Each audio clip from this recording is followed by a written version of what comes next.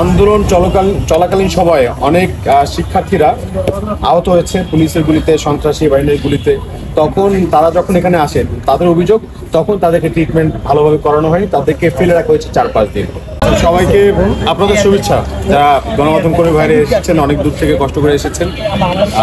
আপনারা তো কম বেশি সবাই জানেন বাংলাদেশের বর্তমান অবস্থা কি। তো আমাদের যত শিক্ষার্থীরা ছিল, যারা আমাদের ছাত্র জনতার বিপ্লবে আহত হয়েছে, যে সকল শিক্ষার্থীরা, তারা কিন্তু ঢাকার বিভিন্ন হাসপাতালে তারা ভর্তি আছেন। অনেকে আহত অবস্থায় আছেন, অনেকে রিলিজ দেওয়া হয়েছে, অনেকে বাসায় আছেন। তো আমরা গতদিন একটা ঘটনা ঘটেছে, সেটা হয়তো কম বেশি সবাই জানেন, যে শেখ হাসিনার নেতৃত্বে যখন আন্দোলন চলাকালীন সময় পুলিশ গুলি ছোড়ে এবং আওয়ামী সন্ত্রাসীরা গুলি ছোড়ে, তখন অনেক শিক্ষার্থীরা এবং জনতারা আহত হয়। এবং আহত হওয়ার সময় সেই অবস্থায় যখন হাসপাতালে আসে, তখন স্বৈরাচার শেখ হাসিনা তার নির্দেশনায় যারা হাসপাতালে এসেছে অনেককেই তখন কি ট্রিটমেন্ট দেওয়া হয় নাই। হ্যাঁ, এইরকম একটা অভিযোগ আমাদের কাছে এসেছে। আমরা জেনেছি বিভিন্ন হাসপাতালে শিক্ষার্থীরা গিয়েছে, জনতারা গিয়েছে, পুলিশ তাদেরকে হেনস্থা করেছে, ওই অবস্থায় তাদেরকে অ্যারেস্ট করে নিয়ে গেছে, কিন্তু হাসপাতালে কোনো ট্রিটমেন্ট করানোর ব্যবস্থা করে নাই। এটা দেখা যায় যে একটা মানবাধিকার লঙ্ঘন করা হয়েছে ওই সময়টায়। তো ওই সময়টায় যারা ডাক্তার ছিল, তাদের সম্মান তো আমাদের কাছে অনেক উপরে, তাদেরকে আমাদের রাখি আমরা হৃদয়ের মণিকোঠায়। ডাক্তারদের সম্মান আমাদের কাছে এমন। তো এমন কিছু ডাক্তার ছিল যারা শেখ হাসিনার যে দল, সেই দলীয় লেজুর ভিত্তিক রাজনীতি করার মাধ্যমে তারা তাদের যে ডাক্তারের যে মর্যাদা, ডাক্তারের যে মহত্ব, এই মহত্বটাকে নষ্ট করেছে। আমরা এটা মনে করছি যে তারাও শেখ হাসিনার দোষর। তো এরকম যারা আছে আমরা তাদেরকে ফাইন্ড আউট করেছি অলমোস্ট।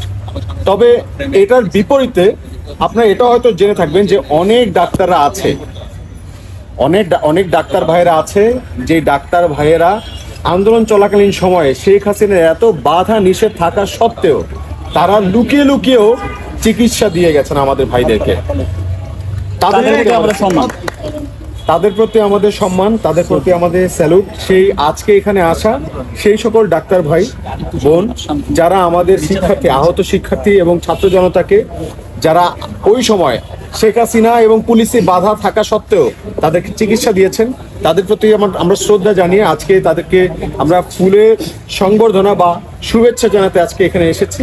এবং শুধু আজকে চক্ষু বিজ্ঞান ইনস্টিটিউটেই নয়, আমরা এখন অর্থোপেডিক্স যেই আমাদের ন্যাশনাল ইনস্টিটিউট অফ ট্রমাটোলজি, ওখানেও যাব। আমরা সেখানে গিয়ে দেখবো আমাদের যারা ভাইয়ের আছে তাদেরকেও আমরা দেখবো, এবং যারা ডাক্তার আছে তাদেরকে আমরা ফুলের শুভেচ্ছা জানাবো।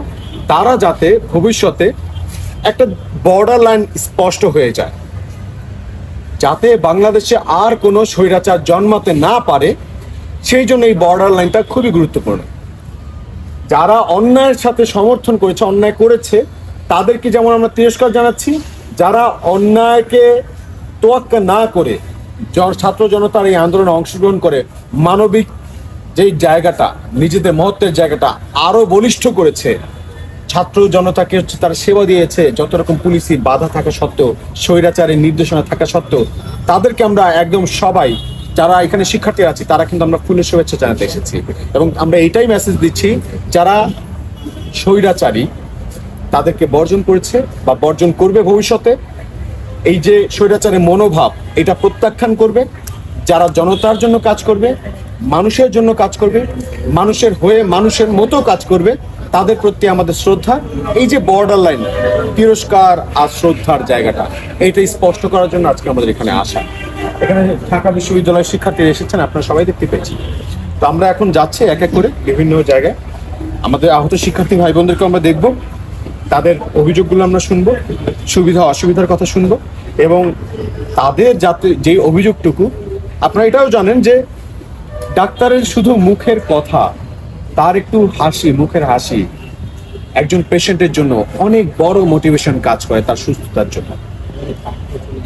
একজন ডাক্তার যদি সে সুন্দর হাসি মুখে একজন পেশেন্টের সাথে কথা বলে, আমার মনে হয় যে পেশেন্ট বা আহত যারা আছে তারা মনের মধ্যে যে বল, যে সাহস অর্জন করবে, তাতেই তাদের অর্ধেক রোগ সুস্থ হয়ে যায়। তো সেই জন্য আমরা ডাক্তার আর ছাত্র জনতার মধ্যে যাতে কোনো দূরত্ব তৈরি না হয়, যাতে তাদের সবাই সারা বাংলাদেশের মানুষ তাদেরকে সম্মানের চোখ দেখে, শ্রদ্ধার চোখে দেখে। তাই আমাদের এই আশা, আমাদের এই আয়োজন, আমাদের এই ফুল নিয়ে আসা, আমাদের এই ভালোবাসা, শুভেচ্ছা বিনিময় করা। আসলে রোগীদের কাছে বিভিন্ন রকম ভাবে দেখা গেছে যে যারা 5 তারিখের আগে থেকে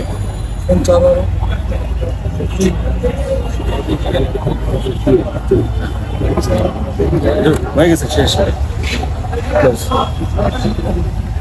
আচ্ছা, আপনারা হয়তো জানেন যখন আন্দোলন চলাকালীন সময়ে অনেক শিক্ষার্থীরা আহত হয়েছে পুলিশের গুলিতে, সন্ত্রাসী বাহিনীর গুলিতে, তখন তারা যখন এখানে আসেন তাদের অভিযোগ তখন তাদেরকে ট্রিটমেন্ট ভালোভাবে করানো হয়নি, তাদেরকে ফেলে রাখা হয়েছে 4-5 দিন।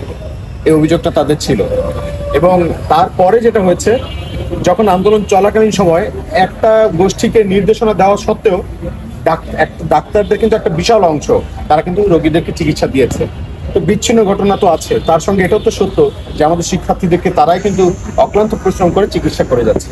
তো এই যে ছোট ছোট বিচ্ছিন্ন ঘটনা, এই বিচ্ছিন্ন ঘটনা যাতে না ঘটে সেই জন্য ডাক্তার আর আমাদের শিক্ষার্থী ছাত্র জনতার মধ্যে যে মেলবন্ধন, যে ব্রিজটা তৈরি করা দরকার, সেই ব্রিজটা এখন আমরা সেটা তৈরি করছি, যাতে করে আমাদের কোনো শিক্ষার্থী ভাই বোন বা কোনো জনতা যারা আহত হয়েছে তারা কোনোভাবে এখান থেকে নিরাশ হয়ে যাতে ফিরে না যায়।